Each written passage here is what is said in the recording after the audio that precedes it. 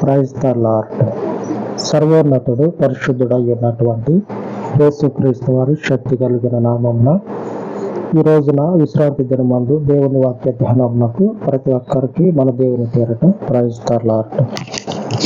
ఈరోజు వాక్యాన్ని ధ్యానించుకుందాము. కీర్తనల గ్రంథము 84వ అధ్యాయము 4వ వచనం.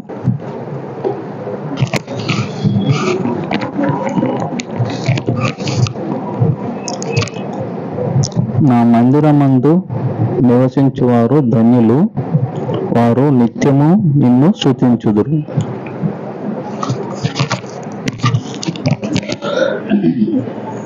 ఎనభై నాలుగో అధ్యాయము 4వ వచనం. నీ మందిరమునందు నివసించువారు ధన్యులు.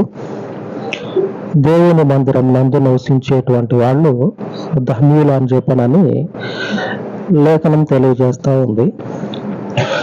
లోకంలో కొన్ని ప్రదేశాలు ఉంటాయి. అక్కడికి పోతే ఏం జరుగుతుంది అంటే కీడు వెంబడి వస్తుంది.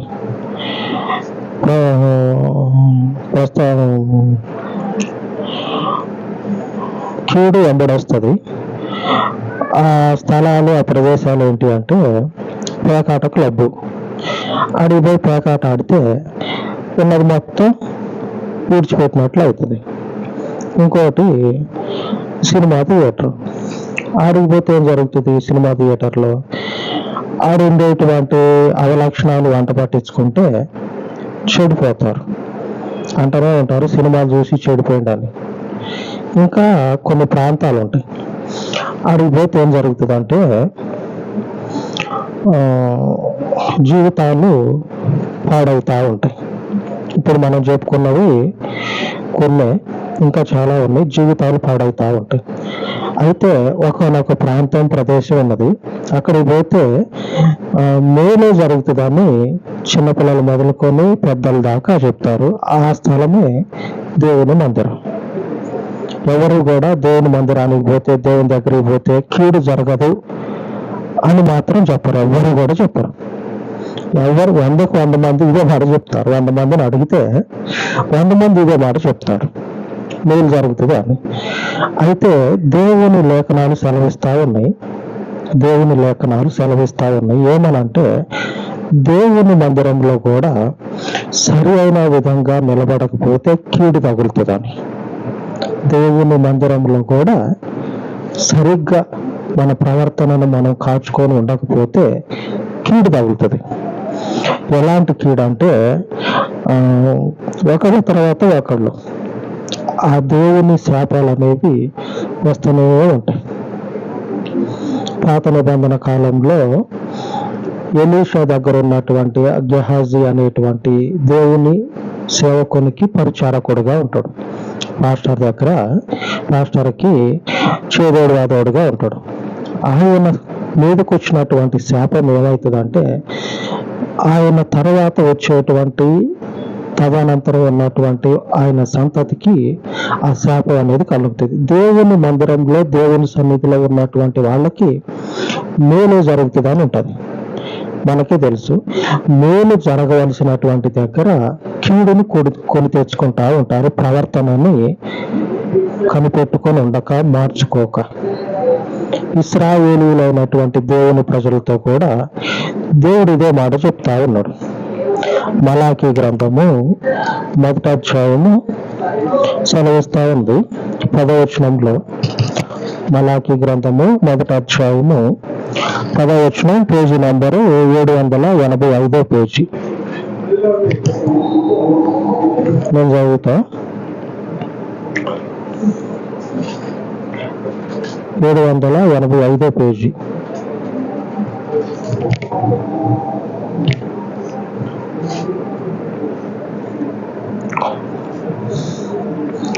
పదవచనం,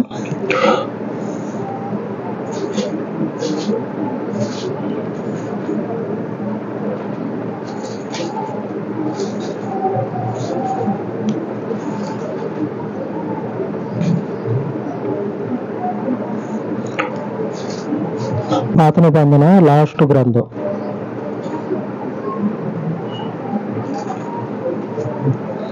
మొదటి అధ్యాయం 10వ వచనం.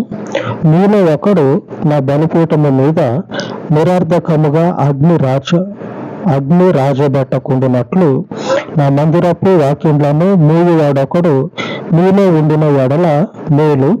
మీ యందు నాకు ఇష్టం లేదు, మీ చేత నేను నైవేద్యమును అంగీకరింపనని సైన్యములకు అధిపతి యెహోవా సెలవిచ్చుచున్నాడు.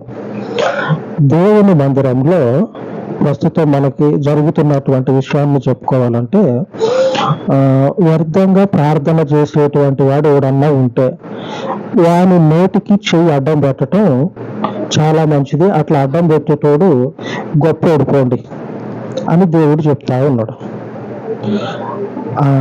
అప్పుడున్నటువంటి రోజుల్లో దేవునికి బలిద్దామని చెప్పనని గొర్రె పిల్లని తీసుకొని వస్తాడు. ఒకడు వచ్చినప్పుడు ఆడేం జరుగుతుంది అంటే, దేవుడు అంటా ఉన్నాడు, గొర్రె పిల్లని తెచ్చారు కదా, దేవుని సన్నిధి పోయి బలిద్దామని చెప్పి నన్ను పోతా ఉంటే దేవుని ఉద్దేశం ఎలాగున్నదంటే, ఈ మనిషి పోయి అక్కడ బలిచ్చి ఆ బలిచ్చినటువంటి దానిని దేవునికి అర్పించే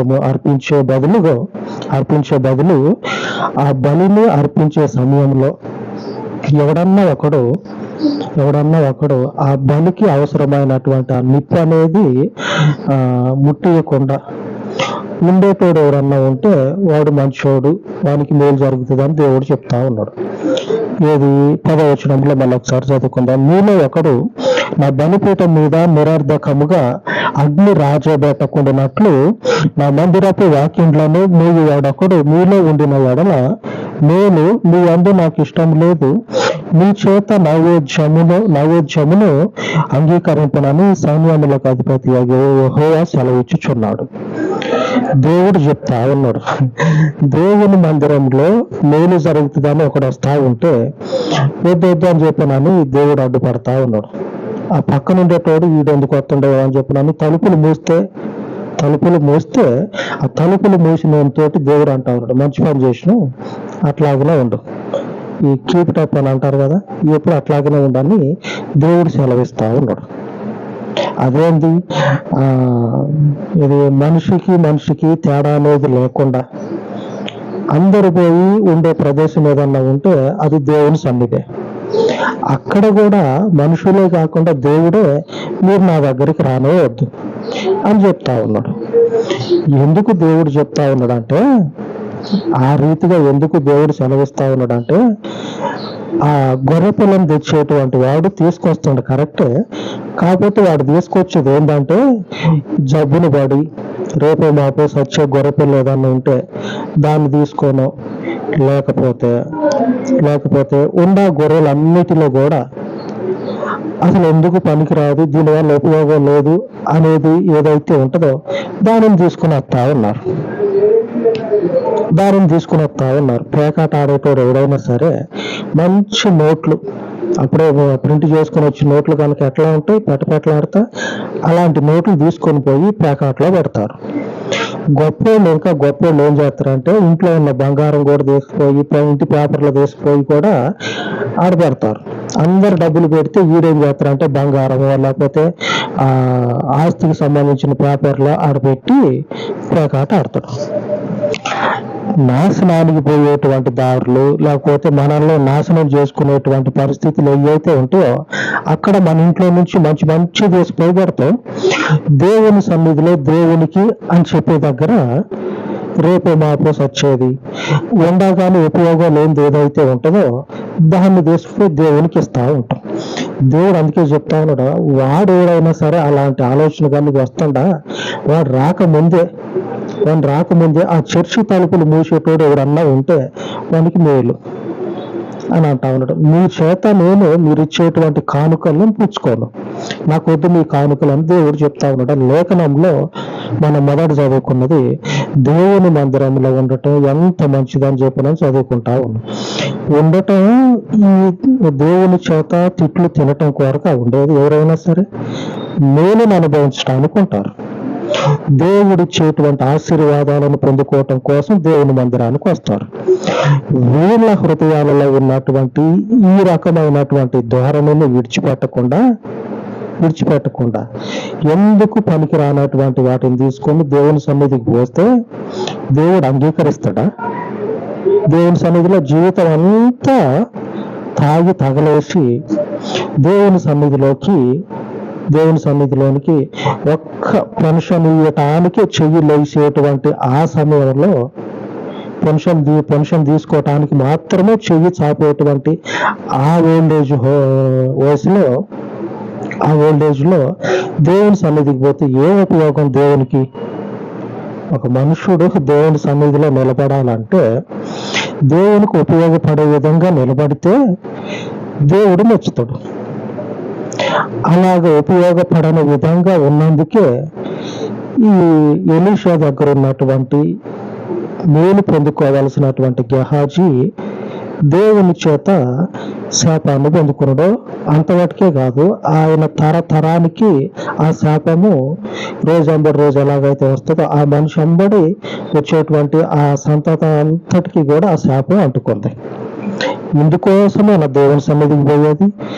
దేవుని మందిరంలో మనము నిలబడితే మనకు వచ్చేటువంటి దీవెన అనేది తరతరానికి అంటుకోవాలి. అలాగ నిలబడితే దేవుని సన్నిధిలో నిలిచినందుకు సంతోషం రెట్టింపు అవుతుంది. మన సంతోషం అనేది ఆ నుంచున్న దేవుని దగ్గర మంచిదే. ఈ నుంచొని మనం పొందుకున్నటువంటి ఫలము మనకే కాకుండా మన వెంబడొచ్చేటువంటి ఆ తరతరాలకి వస్తుంది. అంటే ఇంకెంత సంతోషం ఉంటుంది. దేవుడు కూడా అదే మాట చెప్తా ఉన్నాడు. ప్రసంగి గ్రంథంలో రాయబడి ఉంటుంది. మనకు అందరికీ తెలిసినటువంటి వచనమే. Page number 558 page. మనకందరికీ తెలిసినటువంటి వచనం 558 పేజీ.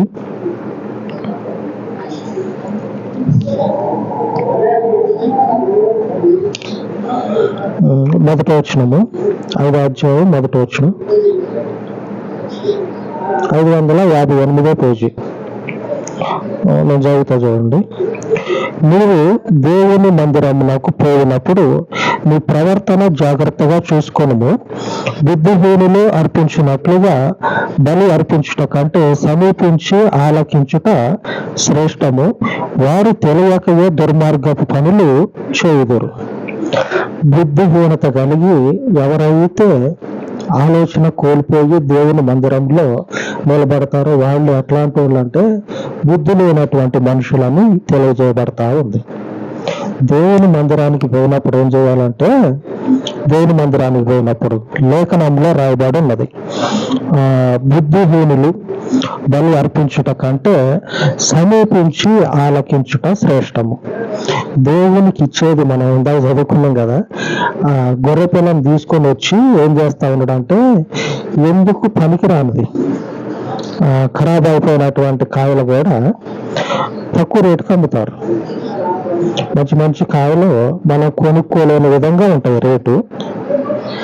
ఈ ఖరాబ్ అయినవి ఈ మచ్చలున్న కాయలు ఏం చేస్తారంటే మనం కొనుక్కుందాం, ఇంకో ఈ కిలో కాకపోతే ఇంకో కిలో కొనుక్కుందాం అనేంతగా రేటు పెట్టి అమ్ముతారు. తిని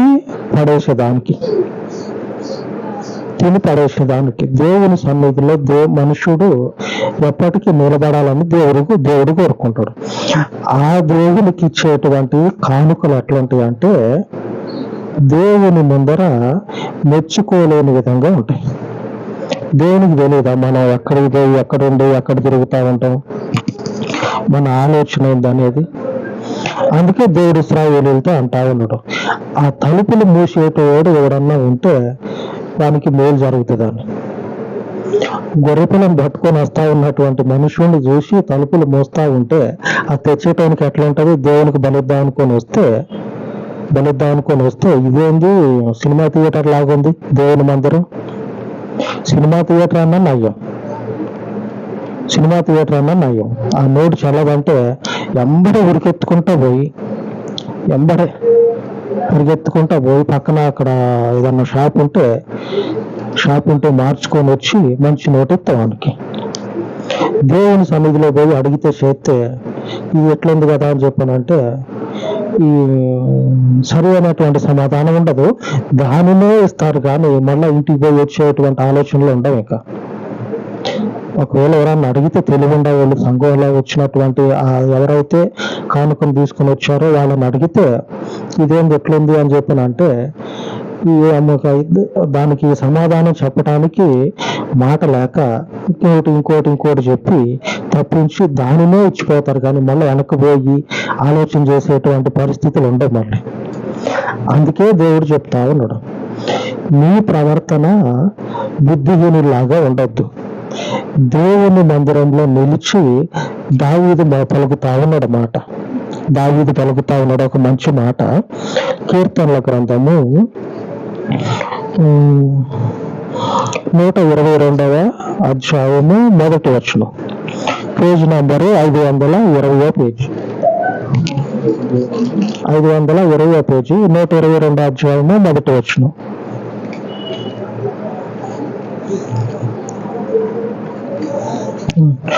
యెహోవా మందిరమునకు వెళ్ళుదామని జనులు నాతో అనినప్పుడు నేను సంతోషించుతును. దావీదు ఒక్కడే సంతోషపడతా ఉన్నాడంట. బైబిల్ అంతట్లో మలాకి గ్రంథంలో చూసినాం. వాడు ఎవడన్నా తలుపులు మేంట్రా అని చెప్పినని దేవుడు అంటా ఉన్నాడు. దేవుని మందిరపు తలుపులని ముయ్యండ్రా వాడు వస్తా ఉన్నాడు, దగ్గరకు వచ్చిండు, ఇంకా పోతాడేమో లోపల కానీ దేవుడు తలుపులు మూయమని చెప్తా ఉన్నాడు. ప్రసంగి గ్రంథంలో కూడా బుద్ధిహీనులు అయితే దేవుని మందిరానికి వద్దు అని సెలవిస్తా ఉన్నది. అది కాకుండా మీ ప్రవర్తన అనేది దేవుని మందిరంలో ఒక క్రమం అనేది ఉండాలి. ఆ ప్రవర్తనకి ఒక పద్ధతి పాడు ఉండాలి. ఇట్లా చెప్పుకుంటా పోతా ఉన్నారు. దావీదు ఒక్కడే ఒక్కడంటే ఒక్కడు కాదు కానీ లేఖనాలు రాయబడి ఉన్నదే స్పష్టంగా. దావీదు ఒక్కడు మాత్రమే చెప్తా ఉన్నాడు. ఏమనంటే దేవుని దగ్గరికి పోదాము అని ఎవరన్నా అంటే నేను ఎగిరి గంతేసిన అని చెప్తుండే దావీదు. ఎందుకంటే దావీదు గొర్రె పిల్లను తీసుకోవటం కాదు, దేవుని ముందు నిలబడి దావీదే దేవునికి బలైత అనేటువంటి స్వభావం కలిగినాడు దావీదు. ఎందుకంటే గొర్రె పిల్ల కంటే మనుష్యుడు శ్రేష్ఠుడు. ఈ మనుష్యుడు దేవునికి అవసరం. అందుకే దావీదు ఎలాంటి హృదయం ఉంటుందంటే దావీదుకి గొర్రెపిల్ల ఎందుకు, నేనే దేవునికి సొంతం అవుతా, దేవుడికి కావాల్సింది కూడా నేనే అని చెప్పినాను ముందుకు పోయి నిలబడతాడు దావీదు. అంతటి హృదయపు స్థితి ఉన్నది కాబట్టి దావీదు ఏమంటా ఉన్నాడంటే ఎవరన్నా సరే చర్చి పేదవని అంటే చాలు ఎగిరి గంతేసేటువంటి స్వభావం ఉన్నది నాకు అని చెప్తా ఉన్నాడు. ఈ స్థితిలోనికి రావాలి. మలాకి గ్రంథం నుంచి ప్రసంగి గ్రంథం నుంచి ఉన్నటువంటి లేఖనాలను మనము ఆలోచించి మనము జీవితాన్ని మార్చుకొని దావీదు గారి దగ్గరకు వచ్చి పక్కన నిలబడాలా. ఆయన అంబడే దేవుని మందిరానికి పోవాలా. ప్రవర్తన అనేది మారాల. దేవుని సన్నిధిలో మనం నిలబడ్డామంటే దేవుని ఆశీర్వాదాలు పొందుకొని మన వెంబడొచ్చేటువంటి వారు ఎవరైతే ఉంటారో వారికి మనం మన దీవెనలను అప్పచెప్పాలి. మన ఆశీర్వాదాలను మనము వాళ్ళకి అప్పచెప్పాలి. వాళ్ళ మీద ఉన్నటువంటి దీవెన వాళ్ళ తర్వాత వచ్చేటువంటి వారి యొక్క సంతానానికి చెందాలి. శాపం ఉంటే శాపం వస్తుంది, దీవెన ఉంటే దీవెన వస్తుంది. గెహాజీకి శాపం ఉన్నది, తర్వాత వారికి శాపం వచ్చింది. దేవుని సన్నిధిలో నిలబడేటువంటి వాళ్ళు వీళ్ళందరూ. మనము కూడా ఈ రోజున దేవుని సన్నిధిలో నిలబడతా ఉన్నాం. ప్రతిఫలంగా దేవుని శాపం కాదు మేలుని పొందుకోవాలి. నిలబడింది మనము పేకాట క్లబ్లోనో సినిమా థియేటర్లోనో కాదు కదా. సినిమా థియేటర్లో అనుకుంటే పేకాట క్లబ్లో అనుకుంటే ఖచ్చితంగా కీడే వస్తుంది. దేవుని మందిరంలో నిలబడి ఖచ్చితంగా మేలే పొందుకోవాలి కానీ కీడెందుకు పొందుకోవాలా? నిలబడ్డది లోకంలో ఉన్నటువంటి ఈ ప్రదేశాల్లో కాదు, దేవుని మందిరంలో నిలబడితే దేవుని మేలు మాత్రమే పొందుకోవాలా. హృదయాన్ని తిప్పుకోవాలా దేవుని వైపు. ఆయన మందిరంలో నివసించేటువంటి వాళ్ళు ధన్యులు. ఈ ధన్యతలో దేవుని ఆశీర్వాదాలను నిలుపుకోవాలా. ఆమె దేవుడు తన వాక్యమును దీవించును గాక. ఆమేన్.